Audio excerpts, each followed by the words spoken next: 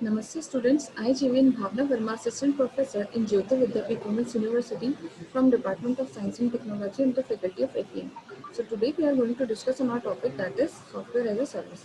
ठीक है, तो आज से पहले हमने सेशंस में जैसे पढ़ा था कि क्लाउड कंप्यूटिंग क्या होता है, तो देखो क्लाउड कंप्यूटिंग से रिलेटेड क्या है, कुछ सर्विसेज हैं जो प्रोवाइड की जाती है। ठीक है, इस क्लाउड कंप्यूटिंग में क्या करते हैं, कुछ पर्टिकुलर सर्विसेज होती है वो ऑनलाइन एक्सेस की जाती है जिसको हम मैनेज नहीं करते, बस हम उसके लिए पे करते हैं, हम उसके लिए एक्स्ट्रा सर्वर्स यूज करते हैं, इंटरनेट पे करते हैं। ठीक है, तो उसी सर्विसेज को हम लोगों ने 3 कैटेगरीज में बेसिकली डिवाइड कर दिया। पहली एक तो हो गई हमारे पास software as a service platform PaaS that. Okay, first let me know you the about 3 names, है ना, जो सर्विसेज की जो 3 नेम्स है जिसको हम बात करें, सास, पास और आस। ठीक है, जैसे आप देखो सास क्या होती है, एक है हमारे पास सास, नेक्स्ट हमारे पास पास और थर्ड है हमारे पास आस। ठीक है, software as services, platform as services and infrastructure as a services. तो आज हम बात करेंगे सॉफ्टवेयर एज ए सर्विस के बारे में। ठीक है, तो देखो इसके अंदर क्या है आप लोगों का, फर्स्टली हम लोग देखते हैं कि हम लोगों ने सॉरी सो देखो भाई सॉफ्टवेयर एज ए सर्विस क्या है। तो देखो क्लाउड आपको अलग अलग तरीके की सर्विसेज प्रोवाइड करवाता है। ठीक है, या तो आपको प्लेटफॉर्म प्रोवाइड करवाता है, या तो आपको कुछ एप्लीकेशंस प्रोवाइड करवाता है, या तो पूरा का पूरा इंफ्रास्ट्रक्चर आपको प्रोवाइड करवाता है कि भाई आपको कुछ भी करने की जरूरत नहीं, सबको सब हम ही प्रोवाइड करवाएंगे आपको। ठीक है, तो देखो इसमें क्या है आपके पास, अब जैसे सॉफ्टवेयर सर्विसेज से आप समझ सकते हो कि हम लोग यहाँ पे क्या सर्विस दे रहे हैं, क्लाउड क्या प्रोवाइड करवा रहा है आपको, आपको सॉफ्टवेयर प्रोवाइड करवा रहा है एज अ सर्विस।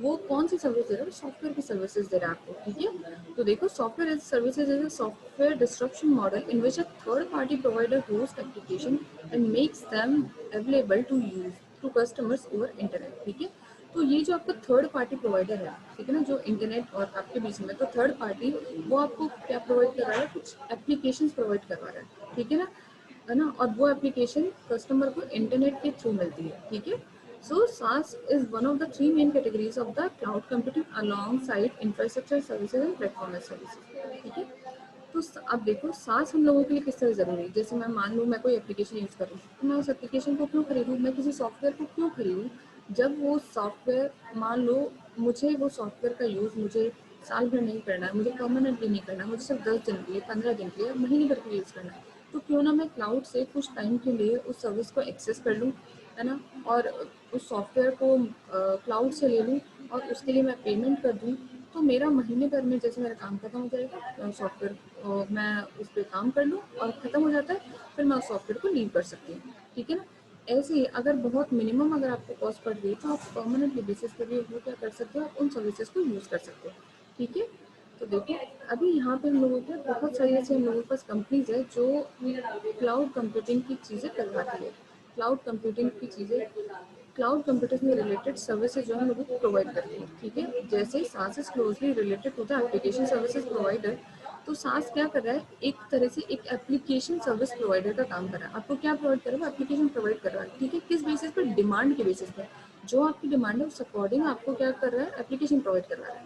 ठीक है, तो closely related to the application service provider and on demand computing software delivery models. ठीक है, so software hosted application management models of SaaS is similar to PaaS, is similar to ASP।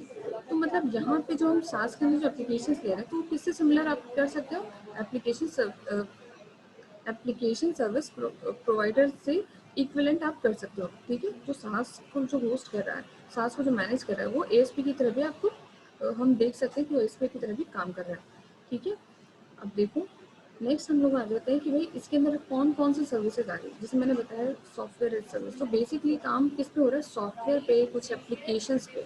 ठीक है, जैसे देखो आप देख रहे हो there are SaaS applications are fundamental basis technologies. तो सास का जो बेसिक है ना, वो हम लोगों के लिए बहुत ज़्यादा बेसिक है जिसको हम काम ले रहे हैं। जैसे आप क्या काम ले रहे हो, अभी ईमेल काम ले रहे हो, ईमेल में भी तो होता है ना 15 GB होता है, ड्राइव होता है आपका, तो उसमें आपको 15 GB स्टोरेज तक आपको मिल जाता है। ठीक है ना, जैसे आप लोगों ने क्या यूज़ किया, ईमेल यूज़ किया। ठीक है, और आप लोगों ने क्या यूज़ किया, CRM यूज़ किया, या आप लोगों ने आपने यूज़ किया कोई फाइनेंशियल मैनेजमेंट सॉफ्टवेयर या कोई ह्यूमन रिसोर्स मैनेजमेंट सॉफ्टवेयर। ठीक है, या बिलिंग के लिए आपने कोई सॉफ्टवेयर बनाया। तो इस तरह से हम देख सकते हैं अलग अलग तरीके से हम लोगों की साथ की एप्लीकेशन जो है कहाँ काम आ रही है। जैसे आपने बोला कि कस्टमर रिलेशनशिप मैनेजर, ठीक है ना। कस्टमर से रिलेटेड जो भी क्वेरी है, किस कस्टमर ने कब कोई प्रोडक्ट लिया है, कब उसको क्वेरी आ रही है, कब उसको प्रॉब्लम आ रही है, उससे रिलेटेड सारा का सारा, एक कस्टमर से रिलेटेड सारा का सारा डाटा आपने एक साथ क्या कर लिया है, एक जगह इकट्ठा कर लिया, ठीक है ना। और उसको सारा सॉफ्टवेयर के थ्रू आप हैंडल कर रहे हो, तो वो क्या हो गया आपका कस्टमर रिलेशनशिप मैनेजमेंट सॉफ्टवेयर, ठीक है। ऐसे फाइनेंस से रिलेटेड हो कोई, या एचआरएम से रिलेटेड हो, या कोई बिलिंग से रिलेटेड हो, तो ये सारे सारे सॉफ्टवेयर कुछ एप्लीकेशन है जिसका आप यूज़ कर सकते हो, ठीक है। अब देखो मैंने बताया कि आपको इसकी जो सर्विसेज हैं ये भी हमें फ्री ऐसे अवेलेबल नहीं होगी, ठीक है। जैसे हम लोग गूगल हमें प्रोवाइड करता है ईमेल की सर्विसेज, जिसमें आपको कुछ डाटा मिलता है, ठीक है, या आपको कुछ पर्टिकुलर स्टोरेज मिलता है। अगर आपने देखा होगा, अगर आपको उस लिमिट से ज़्यादा अगर आपको एक्सेस करना है तो वो पेमेंट जैसा ऑप्शन आता है, तो वो सर्विसेज पेबल है, कुछ सर्विसेज फ्री है, ठीक है, क्योंकि वो सर्विसेज बहुत ज़्यादा कॉमन मोस्टली यूजेज है, मोस्टली क्या यूज़ आ रही है। अब देखो सास की सर्विसेज जो हम लोग कुछ कुछ ऐसी कंपनीज है जो अलग अलग सर्विसेज प्रोवाइड करवाती है। जैसे सास को कौन प्रोवाइड करवा रहा है ना, देखो लीडिंग सास services provider include Salesforce, Oracle, SAP, है ना, और ये है आपका इंट्यूब एंड माइक्रोसॉफ्ट, ठीक है। तो मतलब जो आपका माइक्रोसॉफ्ट है वो भी क्या कर रहा है, एक लीडिंग सास सर्विस प्रोवाइडर। आपको ज़रूर नहीं है कोई कंपनी आपको सास प्रोवाइड कर रही है तो प्लेटफॉर्म एज ए सर्विस भी प्रोवाइड करवाएगी, या प्लेटफॉर्म प्रोवाइड करवा रही है तो इंफ्रास्ट्रक्चर भी प्रोवाइड करवाएगी, ठीक है। अलग अलग कंपनीज एक अलग अलग सर्विसेज प्रोवाइड कर सकती है, कोई ज़रूरी नहीं है, ठीक है ना। जैसे हो सकता है कोई कंपनी वो सिर्फ सॉफ्टवेयर ही प्रोवाइड करवाती है, क्योंकि वो क्योंकि सब चीज़ों का डेकोरम, सब चीज़ों का काम बिल्कुल अलग अलग मैनेज हो रहा है, ठीक है ना। तो एक कंपनी जिस इंफ्रास्ट्रक्चर में जिस चीज़ के लिए काम करती है, तो अगर वो बढ़ाना चाहे तो बढ़ा सकती है, अदरवाइज उस पर्टिकुलर, चाहे वो सॉफ्टवेयर हो, चाहे वो प्लेटफॉर्म हो, चाहे इंफ्रास्ट्रक्चर, अलग अलग कोई भी काम कर सकती है। अब जैसे मैंने बताया सास की जगह यूजर है जैसे सीआरएम, ईमेल, वर्चुअल डेस्कटॉप, या कम्युनिकेशन इन गेम्स एप्लीकेशन, इन सारी एप्लीकेशन में हम लोग क्या है सास का यूज़ कर सकते हैं। अब हम देखेंगे कि जो सास आप यूज़ करो उनमें क्या आपको फीचर्स आपको मिल रहे हैं, या क्या उसके एडवांटेजेस और डिसएडवांटेजेस हैं। तो पहला आपका है जैसे सास क्या करता है, किस चीज़ की नीड है जो रिमूव करता है। तो मैंने बताया आपके पास स्पेस नहीं है, ठीक है ना। आप क्या कर रहे हो, आप गूगल से आप लोगों ने बैकअप ले रखा है या कहीं डाटा ले रखा है, तो आपको ज़रूरत ही नहीं उस डाटा को अपने पास रखने की, या आप वो चीज़ छोड़ो। जैसे आप लोगों ने बोला कि आपने एक एप्लीकेशन इंस्टॉल करी थी, उसमें आपने डाटा स्टोर कर रखा है, तो आपको एप्लीकेशन इंस्टॉल करने की ज़रूरत नहीं, ठीक है ना। So SaaS removes the need of organizations to install and run application on their own computers और देयर ओन डाटा सेंटर। तो आपकी कंपनी के डाटा सेंटर को या आपके कंपनी के ओनर को, एम्प्लॉयज़ को वो एप्लीकेशन इंस्टॉल या रन करने की ज़रूरत नहीं है ना। उस और पर्टिकुलर उस सॉफ्टवेयर से रिलेटेड जो आपके हार्डवेयर नीड्स है उसको भी है ना एक्वायर करने की ज़रूरत नहीं है, ना उसको मेंटेन करने की ज़रूरत है, ना सॉफ्टवेयर की लाइसेंसिंग की कोई प्रॉब्लम है, ना कोई इंस्टॉलेशन करना है, ना कोई सपोर्ट करना है। तो ये बहुत ज़्यादा हमारे पास एडवांटेज आ सकते हैं, आते हैं, ठीक है। और अदर एडवांटेजेस आपके क्या है, जैसे फ्लेक्सिबल पेमेंट, ठीक है। तो यहाँ पे क्या है, रेदर देन परचेजिंग और software to install additional hardware to support it, customer subscribe to SaaS offering. मतलब आप कोई पर्टिकुलर सॉफ्टवेयर को इंस्टॉल करते हो या उसको एडिशनल हार्डवेयर सपोर्ट दो, इससे बढ़िया है कि ना आप सिर्फ सास की ऑफरिंग कर लो, ठीक है। ठीक है, तो नेक्स्ट अब हम लोग देखते हैं कि और इसके क्या क्या बेनिफिट्स हैं। देखो जैसे फ्लेक्सिबल पेमेंट्स, मतलब आपको कोई इंस्टॉल करने की ज़रूरत नहीं है, और पेमेंट जो है वो बहुत ही फ्लेक्सिबल तरीके से हो जाती है। आप आराम से मंथली बेसिस पे उस सर्विस को यूज़ कर सकते हो, ठीक है। कोई ज़रूरत नहीं है कि आपने एक साथ आपने एक बार ही पैसे देना है, आप रेंटल बेसिस पे चाहे तो वो भी दे सकते हैं, मंथली बेसिस पे वो भी दे सकते हैं। नेक्स्ट है यूजेबल स्केलेबल यूजेस, मतलब cloud services like SaaS offers high vertical scalability and gives the customer the option to access more fewer services or features on demand। मतलब स्केलेबल है, आप कभी भी अपनी रेंज बढ़ा सकते हो, कभी भी कम कर सकते हो, जो मर्जी चाहे। फ्लेक्सिबल है, जो मर्जी चाहे वो सर्विसेज आप यूज़ कर सकते हो, ठीक है। या तो एक कर लो आराम से, अगले दिन चाहो 10 सर्विसेज यूज़ करो, उसके बेसिस पे आप अपना पेमेंट कर दीजिए और ऑन डिमांड आपको फीचर्स सारे मिल जाएंगे, ठीक है। आपको कोई दिक्कत नहीं है ये चीज़ करने में कि भाई मुझे कोई अलग सॉफ्टवेयर लाना पड़ेगा, अरे अब मुझे ये सॉफ्टवेयर लाना पड़ेगा, नहीं।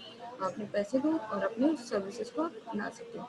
नेक्स्ट ऑटोमेटिक अपडेट, ठीक है ना। अब देखो ये जो सॉफ्टवेयर हैं ये ऑटोमेटिकली अपडेट हो जाते हैं, आप अपडेट के ऑप्शन पे जाइए, पर क्लिक करिए, ठीक है ना। उसके लिए आपको अलग से कुछ इसको पेमेंट करने का कोई ज़रूरत नहीं है, ठीक है ना, नेट से कनेक्टेड है।